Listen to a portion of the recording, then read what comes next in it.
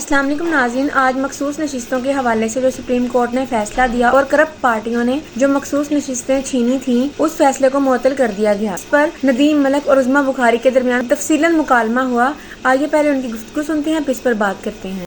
आपसे पहले ये रिजर्व सीट्स वाले मामले से शुरू कर लें, कितनी अहमियत का हामिल होगा, क्योंकि आज आपको सिर्फ वो अपील आपकी कबूल की गई है, अभी मामला तो लार्जर बेंच ने डिसाइड करना है, लेकिन ये मुअत्तल कर देना उन रिजर्व सीट्स को कितनी अहमियत का हामिल होगा गोइंग फॉरवर्ड? बहुत अहमियत का हामिल है और इसका मतलब ये होता है कि बादियों नज़र में अदालत को लगा है कि हमारा मौक़िफ़ जो है उसमें जान है, और जो किया पेशावर हाई कोर्ट ने या उससे पहले इलेक्शन कमीशन ने, उस हवाले से गौर से मामले को देखने की ज़रूरत है। ऐसा नहीं है कि उनके फैसले बिल्कुल वाज़े और सही हैं। हमारी नज़र में आइन की ज़बरदस्त खिलाफ वर्जी की इलेक्शन कमीशन ने भी, और फिर बसद एहतराम कहूँगा कि जो पेशावर हाई कोर्ट का फैसला आया उसने भी आइन को ठीक तनाजुर में नहीं समझा। तो हमारी जो गुजारिश है वो सुप्रीम कोर्ट ने अब कबूल की है, और 3 जून से उन्होंने कहा है कि ये रोज़मर्रा की बुनियाद पे हेयरिंग होगी। 5 जज साहिबान कम अज़ कम इसलिए बैठना ज़रूरी है कि ये मामला आइनी तशरीह का है। उन्होंने कहा कि लार्जर बेंच तश्कील देने की सदा कमेटी के सामने रखने की हिदायत की जा रही है। अवामी मैंडेट का तहफ़्फ़ुज़ आइन की मंशा है। अदालत ने किसी की नशिस्तें दूसरे को देना मैंडेट के खिलाफ करार दिया है। आर्टिकल 51 की तशरीह यह है के मुतल्लिक लार्जर बेंच का मामला कमेटी के सामने रखने की हिदायत की गई है। असल मसला मैंडेट का है, अवामी मैंडेट की हिफाजत करनी है। जस्टिस मंसूर ने कहा सियासी जमात को जीती हुई नशिस्तों के तनासुब से ही मखसूस नशिस्तें मिल सकती हैं। जस्टिस अतर ने कहा दोबारा तकसीम में सियासी जमातों को तनासुब से ज़ायद दी गई नशिस्तें मुअत्तल की जा रही हैं। अज़मा बीबी बहुत अहम ये ऑब्जर्वेशन है जितनी की जितनी आज अदालत ने दी। तहरीरी फैसला भी उसका आ गया, उसके अंदर भी उन्होंने कहा कि जो वोटर्स हैं उनकी ट्रू रिफ्लेक्शन किस पार्टी को उन्होंने दी है वो पार्लिमान की तश्कील के अंदर नजर आनी चाहिए। तो यहाँ तो कुछ बंदर बांट का आंसर ज्यादा नजर आया था। आपका रद्द-ए-अमल क्या है इस पे? अच्छा होता कि ये मैटर लार्जर बेंच जो है वो सुन लेता, इसके ऊपर पहले से स्टे ऑर्डर दे देना, अपनी ऑब्जर्वेशंस जो है वो दे देना। ये थोड़ा सा मैं समझती हूँ कि शायद कानून की मंशा के खिलाफ होगा। जो से आपके जाएंगी और आपकी 2/3 मेजोरिटी उससे खत्म हो जाती है। जो पिछले चंद रोज से बड़ी यहाँ शोर होगा था कि कायनी तरमीम आनी है जजों को 3 साल देने के लिए, चीफ जस्टिस को खास तौर पर, वो मामला तो मुझे लगता है अब खटाई में पड़ गया। नहीं, ऐसा नहीं है कि ये जो कोई आईनी तरमीम जो है वो चीफ जस्टिस पाकिस्तान की तरफ से आनी, ये खबर ही थी ना।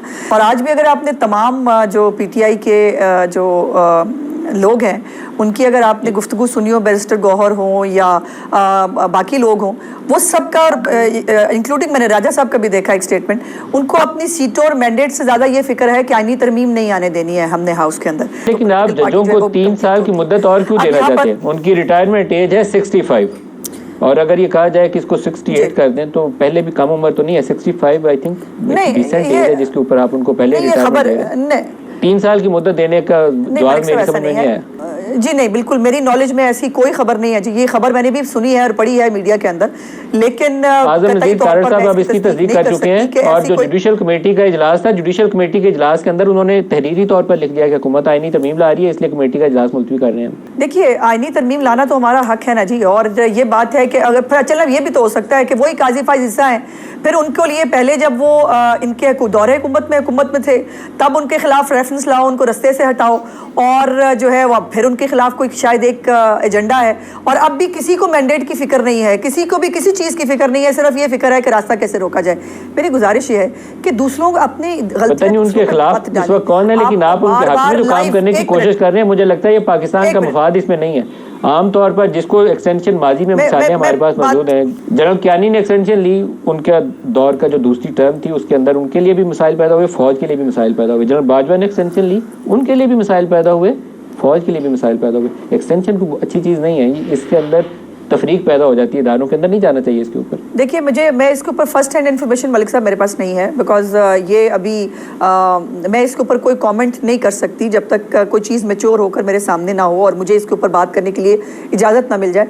मेरी गुजारिश सिर्फ इतनी है कि आईनी तरमीम और भी बहुत सारी आनी है। नहीं, ये करने की ज़रूरत क्यों पेश आ रही है? देखिए, जब भी किसी हाजिर सर्विस शख्स को एक्सटेंशन दी जाती है तो सवालात उठते हैं कि एक निज़ाम जो चल रहा है 50 साल से, اس میں آپ کو یک تبدیلی کی ضرورت کیوں نظر آئی؟ کوئی جواز ہونا چاہیے نا کہ آپ کیوں چاہتے ہیں کہ آج سے جو ہے مدت بڑھا دی جائے، یا تو آپ یہ کہیں یہ وجوہات ہیں ہم آئندہ سے اس کو بڑھائیں گے، کیونکہ جب آپ کسی حاضر سروس شخص کی مدت ملازمت میں توسیع کرتے ہیں، کوئی بھی ہو وہ، تو اس میں ایک عنصر یا ایک گمان یہ پیدا ہوتا ہے کہ آپ کسی وجہ سے کوئی آپ کو ان صاحب سے، اس شخص سے کوئی خوشنودی کی توقع ہے، آپ خوشنودی حاصل کرنا چاہتے ہیں، تو یہ چیز اچھی لگتی نہیں ہے کسی بھی نظام حکومت میں، کوئی بھی ہو۔ میں چیف جسٹس کی بات نہیں کر رہا، میں کسی بھی عہدے کے حوالے سے یہ بات کر رہا ہوں کہ اس میں جب آپ کسی بیٹھے ہوئے شخص کو کوئی ایکسٹینشن دیتے ہیں یا کوئی اس کی مراعات میں اضافہ کرتے ہیں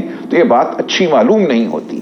تو یہ ایک بہت سنگین معاملہ ہے، آئینی ترمیم کوئی معمولی معاملہ نہیں ہے۔ ہمارا موقف یہ ہے کہ پہلے 8 فروری کو ہم سے الیکشن لوٹا گیا، اس کے بعد ایک غلط آئینی تعبیر کی وجہ سے ریزروڈ سیٹس ہم سے لی گئیں، اور اب اس دوہری غلطی کی بنیاد پر آپ ایک بہت بڑی آئینی ترمیم کرنے جا رہی ہیں، تو کسی صورت یہ استحقاق اس حکومت کو حاصل نہیں ہے کہ وہ آئینی ترمیم کرے۔ ہمارا مینڈیٹ ہمیں لوٹا دیا جائے، سرے 10 جو ریزروڈ سیٹس ہیں وہ ہمیں مل جائیں، باقی جنگ ہم لڑتے رہیں گے، ٹرائیبیونل میں بھی لڑیں گے، سیاسی سطح پہ بھی لڑیں گے، لیکن آئینی ترمیم تب ہونی چاہیے جب پارلیمان جو ہے بڑے مستحکم طریقے سے الیکٹ ہو کر آئین کے مطابق سامنے آئی ہو، اس میں ایک بحث ہو، کوئی وجہ نظر آئے، اور پھر مل جل کر ایک ترمیم کی جائے۔ اس وقت کوئی، میں سمجھتا ہوں، موقع محل نہیں ہے آئینی ترمیم کا، یہ پارلیمان یہ استحقاق نہیں رکھتی۔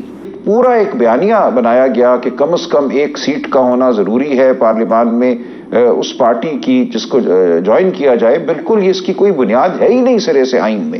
یہ آئین میں ایک اختراع پیدا کی الیکشن کمیشن نے، ایک انگریزی زبان کو ایک عجیب و غریب طریقے سے پڑھا، بلکہ آئین تو اس کے برخلاف یہ کہتا ہے کہ اگر کوئی آزاد حیثیت سے منتخب ہونے والا رکن ایک پارٹی کو جوائن کر لیتا ہے تو پھر اس کو اس پارٹی کا یہ سمجھا جائے گا کہ اس پارٹی کی جو جیتی ہوئی سیٹیں ہیں ان میں یہ سیٹیں شامل ہیں۔ کہیں بھی نہیں لکھا ہوا کہ کم از کم ایک نشست پہلے سے ہو اور پھر اس پارٹی کو جوائن کیا جائے تو آزاد امیدواروں کی جو نشستیں ہیں ان کو اس پارٹی کے مجموعی جو نمبر ہے اس میں گنا جائے گا۔